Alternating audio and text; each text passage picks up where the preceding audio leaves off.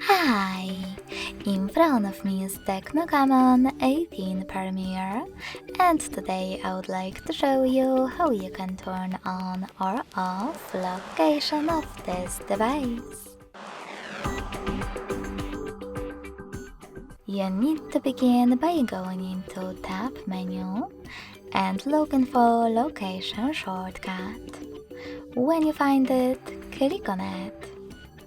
As you can see, mine is blue. That means that location is enabled, but you can always disable it by tapping on the same shortcut again.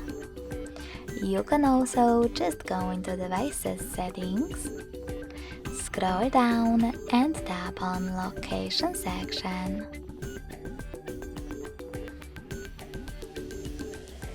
Then click on this switcher next to it to switch it on or off.